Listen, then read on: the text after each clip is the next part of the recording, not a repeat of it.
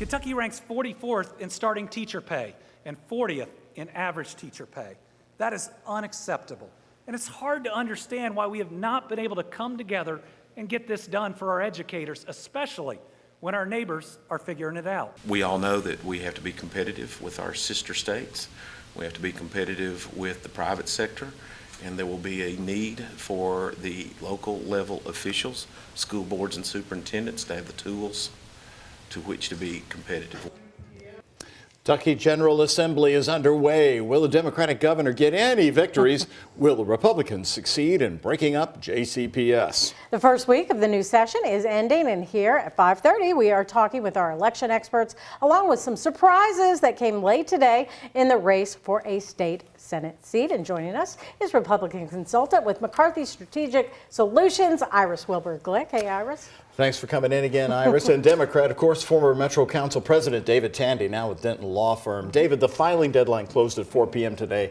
Big news, a fascinating race shaping up. What do you make of Democrat Attica Scott now entering the primary to run against State Senator Gerald Neal? He's been there since 1989. She told reporters, I believe, in term limits, and it's time for a fresh perspective. Well, I mean, it's nothing new as it relates. If you're Senator Gerald Neal or Democratic floor leader Gerald Neal, he's had other people try to file and run against him in the past, and he's been successful then. And it'll be an interesting race, going forward. In this one, there's another candidate that's in the race as well, who will be running for that seat as well, and it'll all be determined by the Democratic primary. So we'll just have to sit back and see how it unfolds. And so, Iris, what are your thoughts on those who filed today? And also, the governor recruiting the school bus, union head, John Stovall, for a seat. What are your thoughts on all these folks filing? Sure. So, going with the governor, I will commend him. Looks like he made some effort this go around. Last cycle 2 years ago, there was a record number of seats just uncontested. The Republicans pretty much either had a primary or they had no contest in the November election. So do you commend the governor for making some effort? But I'm telling you, in an even year election where we have a presidential race at the top of the ticket, I feel confident that Republicans up and down the ticket will be successful. Well, speaking of changes, this has been another big development, David. We've got a powerful Republican, Jefferson County Republican General Assembly, Kevin Bratcher, now going to leave state politics, run for Metro Council. Same with the Democrat, Josie Raymond, leaving state to go local to Metro Council, which you're familiar with. What's up with that? Well, Iris and I were kind of talking back in the green room about this a little bit. Now, I'm biased, so I think probably one of the best jobs to have as a Metro Council person. I think you have a lot of more autonomy and ability to kind of get things done. You can really kind of put your hands on and your fingerprints on different activity.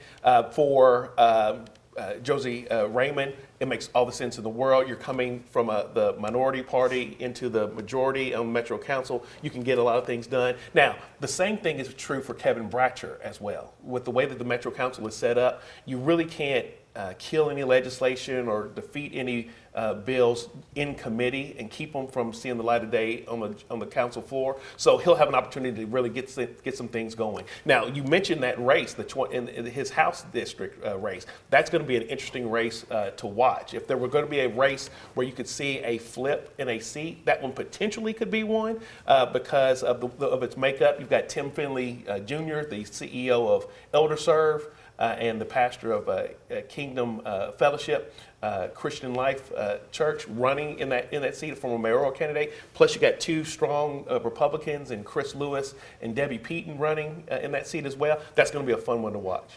So, Iris, when we look at this, Doug had people calling about it yesterday in his rant. What can get accomplished? Because you got the governor wanting this and the Republicans wanting this. They both say they want education, as we heard in the sound bites just a few minutes ago. But the governor wants more money in the general fund, and the Republicans are saying, look, this goes to districts. That's where the money goes, and it's up to the districts to spend the money. We can't help it if they're not giving it to teachers. So what are your thoughts about them coming on one page about this? Pretty concise answer, Connie. The governor cannot appropriate, and so when it comes to spending dollars, he can name and list all the wants he desires, but at the end of the day, the supermajority Republicans have the final say, including veto override authority. Iris, I want to pick up on the Kevin Bratcher going to Metro government, and then you have Josie Raymond. Does Governor Andy Beshear have coattails, and can he get a union guy, a Democrat like John Stovall, elected against a Republican, who would be Emily Callaway, currently holds that seat? I'll tell you, Doug, Republicans will be well-resourced this election cycle. Republicans in Kentucky have demonstrated time and time again when it comes to even number election cycles, Republicans dominate, including here in Louisville. And so in these state house legislative races, I don't anticipate any flips. Republicans have been working in the interim here to take fundraising seriously, to take grassroots seriously. And so I fully anticipate our folks will be ready to go come November. But I will say this as far as John Stovall is concerned, do not underestimate him. He will work hard in that seat and for that particular seat.